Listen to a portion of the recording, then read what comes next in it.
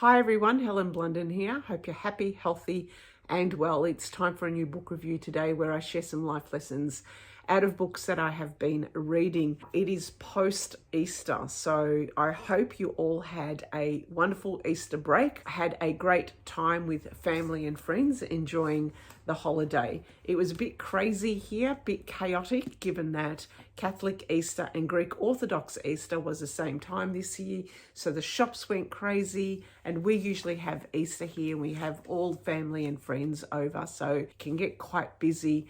And obviously in the lead up and the craziness that is Easter, I sprained my thumb, which is quite painful now, which really now means that I have given myself a week off from golf because I need this when I swing my club.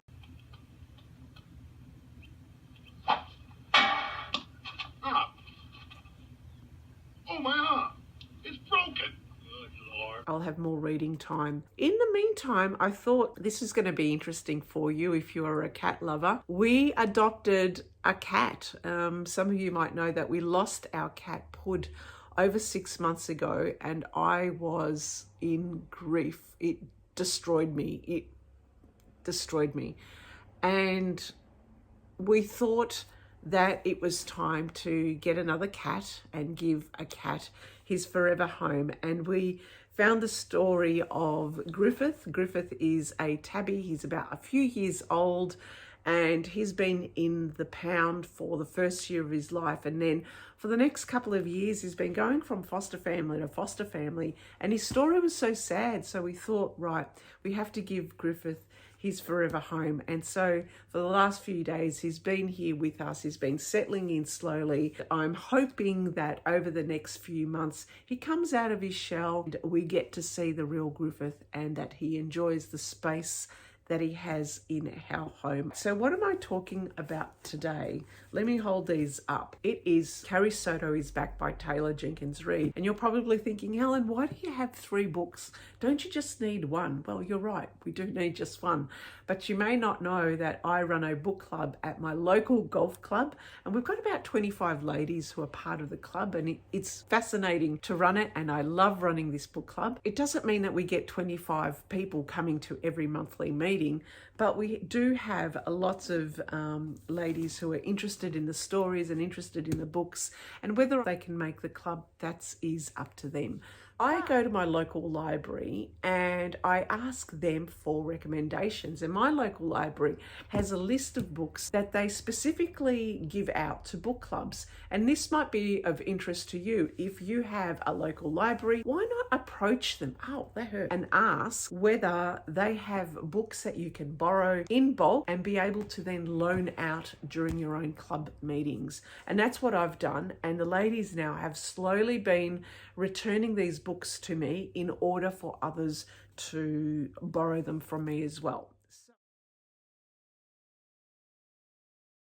Now, I'm going to talk about, the life lessons that I get out of books. And I thought today I'll also talk about some of the aspects and the themes that I will probably present to the book club. And this might be of interest to you if you run your own book club, you want to do this book. Maybe these are suggestions for you to be able to hone in your questions around these themes to get people talking. Because ultimately, at first glance, you would think this is simply a book about a female tennis player coming back to try and hold on to her record. If I was to pick this up from the library, without it being a book club book, I probably wouldn't, simply because this book is heavily focused into tennis. But if you don't know the sport, don't let that stop you, because it didn't me. I'm not a tennis player. We have the Australian Open here in Melbourne. Do I go? No, never.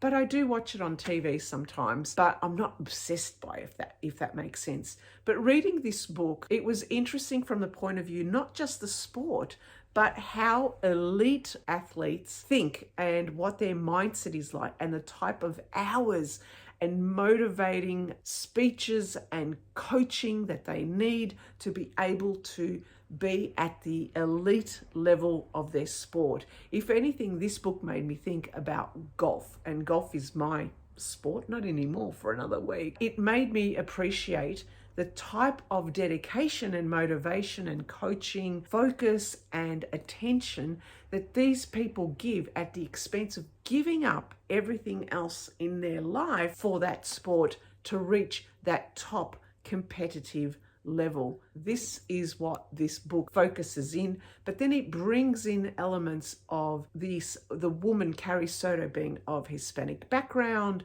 of also her father being a coach who never had the same opportunities that she had, but he helps her through her career, and also about how to overcome the negativity when everyone around you is questioning your own thinking, your own judgment about your sport. How do you maintain your focus with all the negativity around you? So a lot of themes that you can discuss at a book club. Carrie Soto is fierce, and her determination to win at any cost has not made her popular. But by the time she retires from tennis, she's the best player the world has ever seen. She has shattered every record and claimed 20 slam titles. And if you ask Carrie, she's entitled to every one. She sacrificed nearly everything to become the best with her father as her coach. Javier, a former champion himself, has trained her since the age of 2. But 6 years after her retirement, Carrie finds herself sitting in the stands of the 1994 US Open, watching her record being taken from her by a brutal, stunning British player named Nikki Chan. Note the Asian influence, because this is a theme that we can come back to and explore in book clubs. At 37 years old, Carrie makes the monumental decision to come out of retirement and be coached by her father for one last year in an attempt to reclaim her record.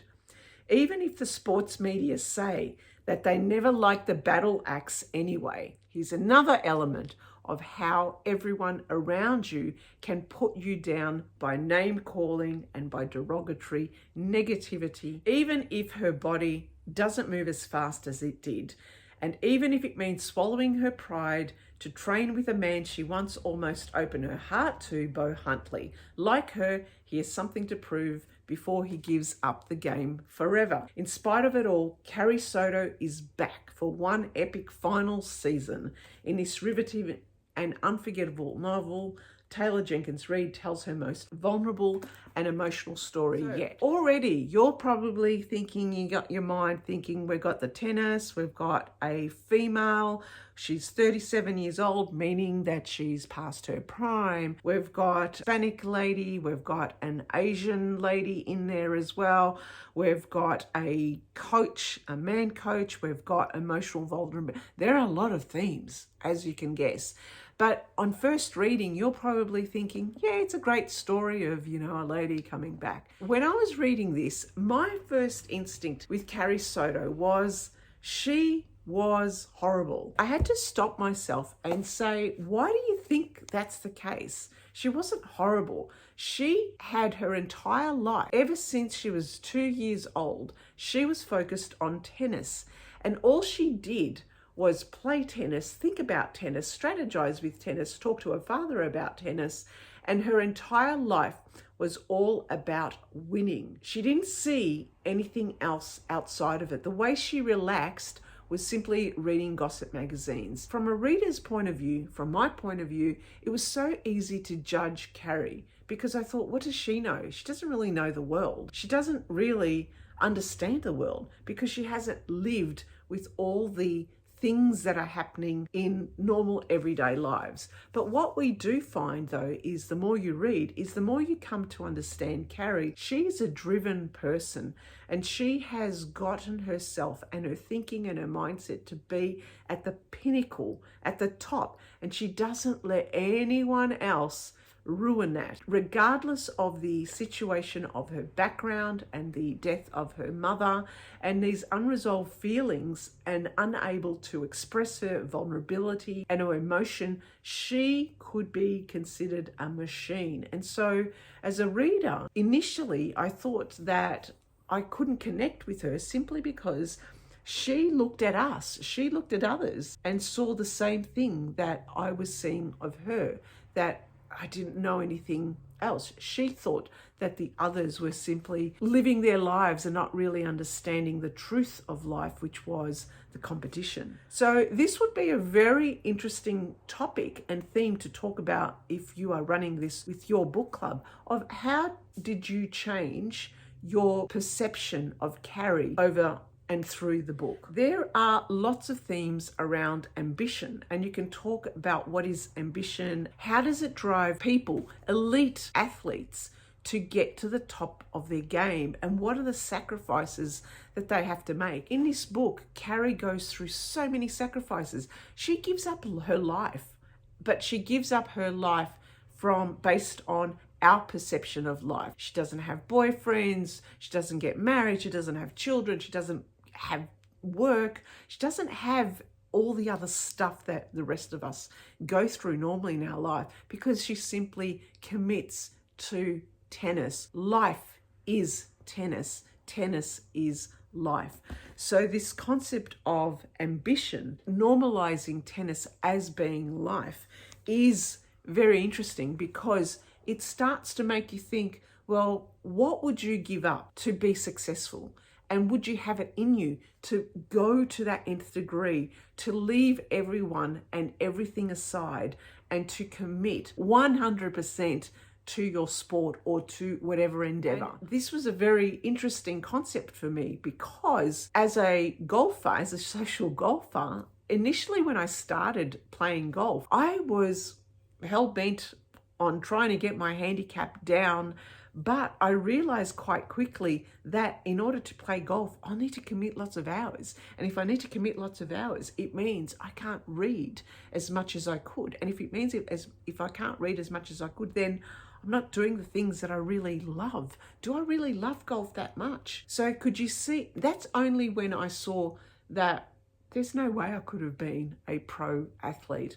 Even my thinking is just not the right thinking to get to that elite level. So that's the first theme. The second theme is about reinventing yourself, especially at the age of 37 that Carrie was. This is very interesting, because the group of ladies in my book club, this is a question that I would ask them, because we're all in our 50s and a bit older, and we're all trying to come to terms with either having left work or into retirement, and other people are moving from highly stressful work into other work in preparation for, I guess, a slower life, or in preparation for retirement. So this concept of reinventing yourself at mid-age is really interesting and probably quite pertinent for women as well.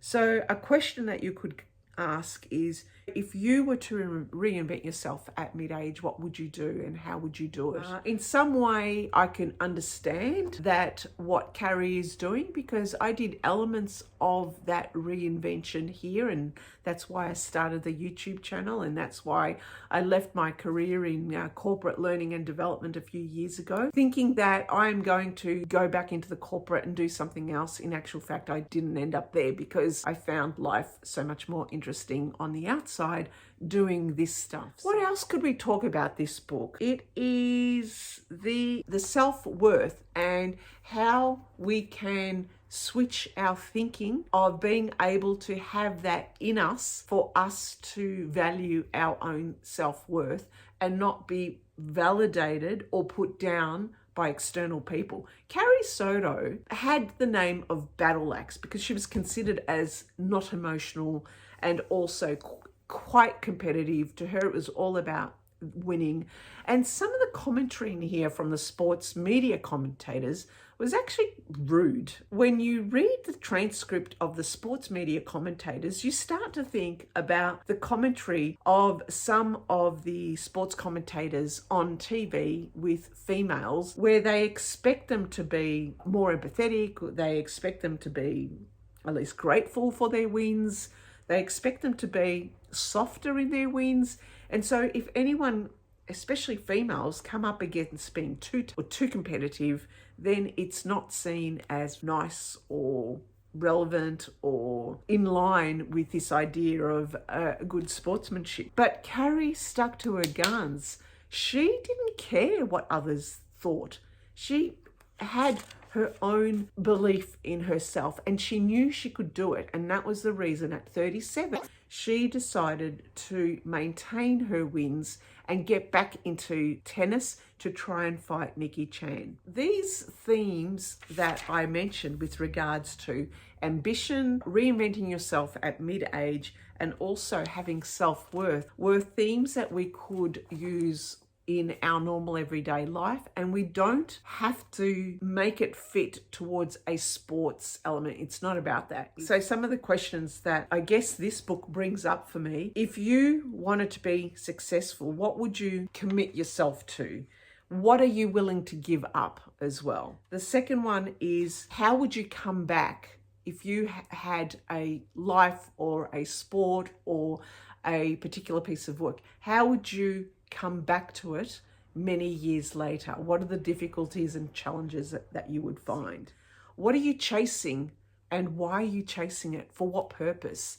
And that's a really good question to also think about, because as you progress through life, you start to think, what am I doing this for? And if it's not providing you any enjoyment and it's not providing you any motivation and you're not inspired and the time doesn't just go like this, then you've got to ask yourself, what am I doing? Stop it. Go on, do something else. Lots of themes, a very great book to read. You'll get immersed into the story straight away. There is a lot of mention about tennis, but it doesn't attract, and you don't need to know about tennis because it's quite understandable. I love reading about Melbourne. I mean, there's not many books out there around the world written by other authors who are non-Australian about the city of Melbourne. Not that she goes into Melbourne quite a lot, but as a Melbourneite, it's always lovely to read about your city from authors who are non-Australians. Anyway, thank you for listening and thank you for watching. Bye for now.